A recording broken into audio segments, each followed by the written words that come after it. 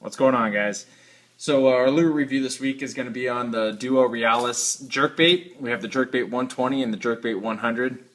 And I figure this is a good way for us to kick off our lineup of jerkbait reviews that we're going to do, considering it'll serve twofold. We have the our lineup of jerkbait reviews that we're going to be doing that I did the unboxing last week.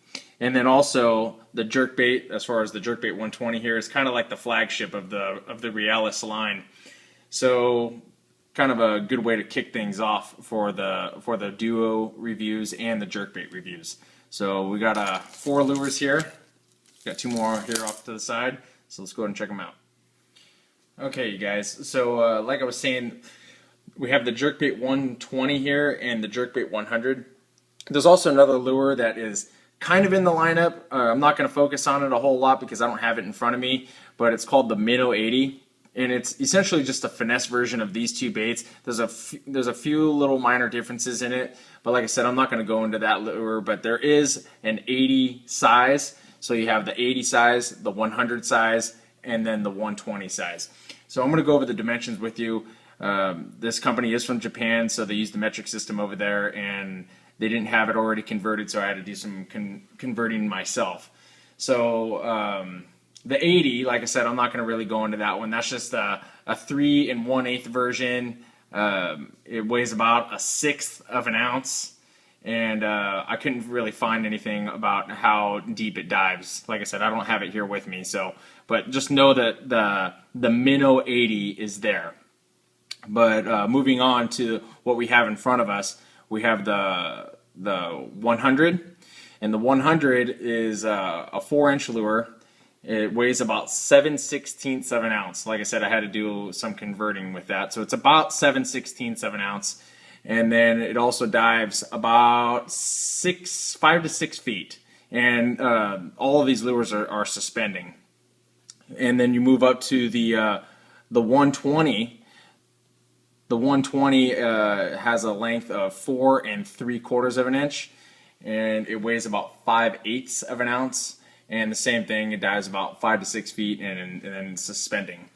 One of the main differences that you're going to find between these two baits is that this bait, the 120, has a weight transfer system in it.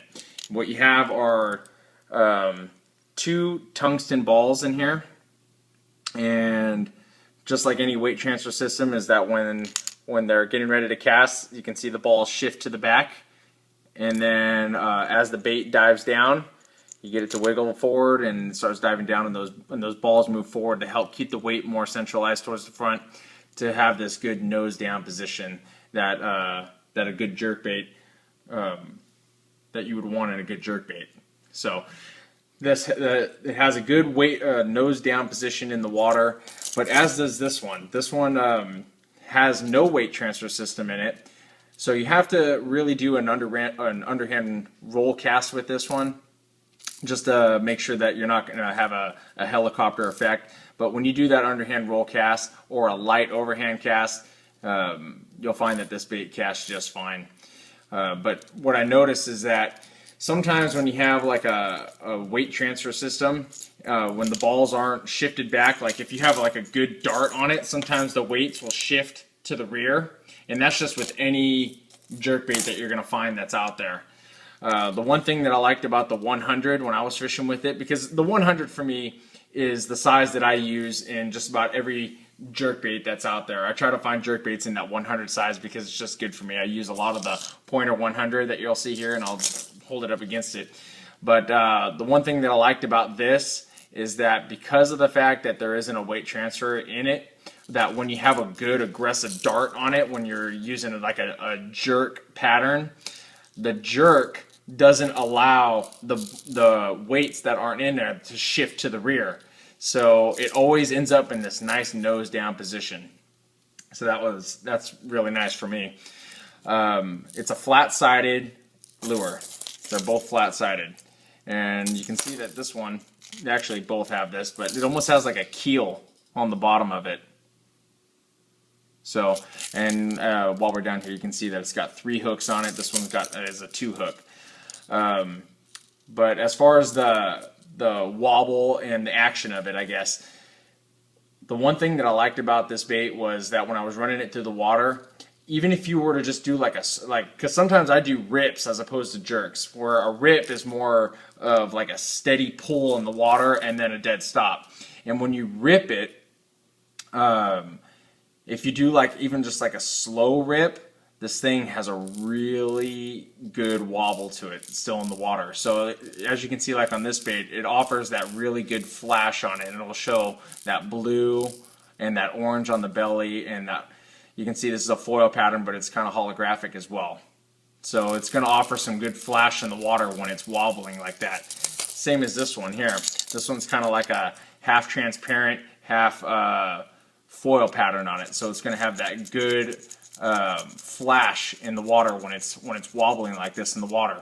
Now, if you do like a really aggressive or a hard pull, it's also going to have a good tail kick to it. And then if you do jerks, then it's just going to fly all over the place in the water, which is what you want out of a good jerk bait or rip bait. So there's that. The hooks, I mentioned in my last video that it looked like they were by Gamakatsu. Well, I got that all cleared up. They're made by a company called Kishida, and it's a Japanese hook manufacturer, up and coming. They seem to be well respected over there in Japan. The one thing that I noticed about them is that they have really thick wires on them, which is good because you know that they're going to be strong, and they're not a round bend hook. They are almost kind of a, it's not as much of a aggressive as a worm hook would be, or like a wide gap worm hook style would be, but it's not round bend either.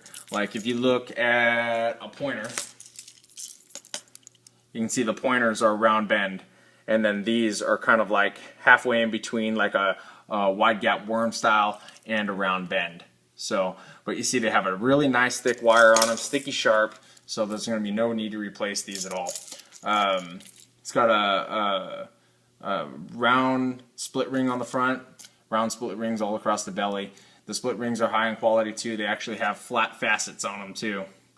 And I find the ones that have flat facets on the split rings almost seem to be, they hold their shape a little bit better. And I don't know what the manufacturer of the split rings are in here, but they seem to hold their shape a little bit better when they have those flat facets on them.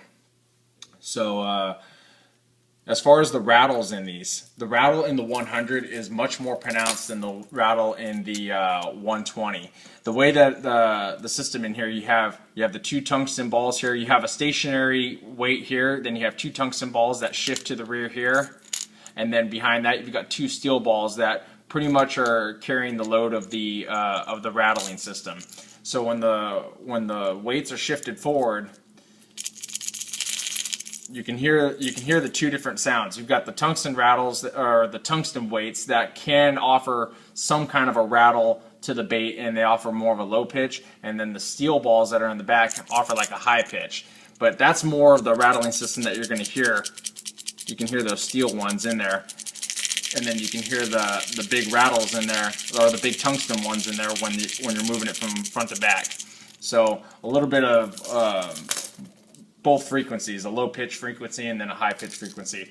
And then with this one, what you have is you have three chambers, and there's a chamber here, here, and here, and they all house what seems to be a steel ball in there, just one single steel ball. And then you also have what looks to be like a ballast chamber that has one steel ball in it here that shifts from side to side. This one is much more noisy, and I think it's just because you have, like I said, individual chambers with one ball in them and then another one here that shifts from side to side. So this one's much more noisy than you're going to find from the other one, from the 120. So as far as action is concerned, though, the action is the same from what I've seen in the water. They both have a good darting action, and they both have a good rolling action when you're ripping them. And that rolling action, you're going to find that when you're jerking them as well. But when you jerk the bait, it's more of a darting action, and then when you rip it, it's more of like a good rolling wobble to it. So I've got 4 colors here I'm going to share with you. I'm going to go over all of them, actually. I normally don't go over 4 colors, but I'm going to do that for you today. This first color I really like. It's called Pro Blue Prism. It's got a nice royal blue that fades into almost like a dark navy blue up here at the top. While we're up here, you can see that it says Realis Jerkbait 100 SP. And then it has this nice prism holographic effect on the side for the foil pattern on the side, and then it's got an orange belly all the way up, all the way from the rear to the front. So, and then while we're here too, you can see that it has these very distinctive 3D holographic eyes that almost look like they're looking downward. So, but anyway, there's a Pro Blue Prism.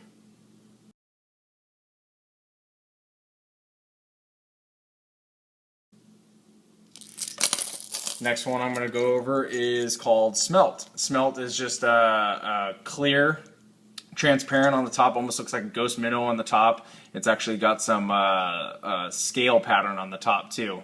That isn't embossed into the bait, but it's in the pattern of the color. So, and then halfway down it turns into like a foil pattern, which is, I've never seen anything like that. So kind of neat. And then on the bottom it's actually it's not foil, it's just an opaque white paint job that looks kind of pearl on the bottom. So you got a little bit of purple here, white opaque, and then some foil pattern right in here.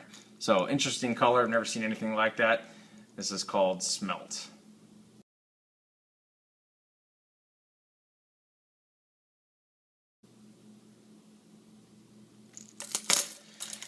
Another color is called Neo Pearl. Just a bone color that's got kind of like a light blue head. It's showing up darker on the video here, but it's essentially just like a white bone with some pearl in it. It's definitely got some pearl in it. You can see it shifts colors on the top. So.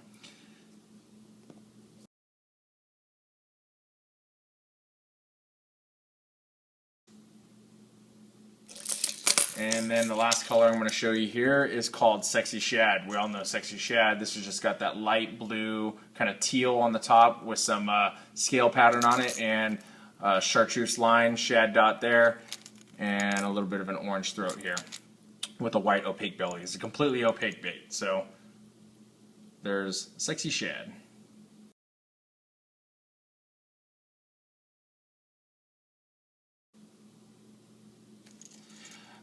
One other thing that I wanted to point out, I took a couple notes so I didn't forget to say everything, because there's a lot of things on this bait that I wanted to make sure I go over.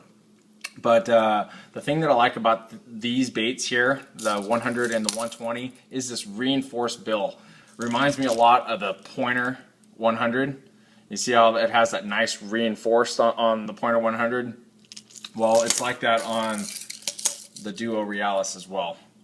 So you know the bait's going to hold up. It's got a really strong, it almost seems like a higher density plastic to it.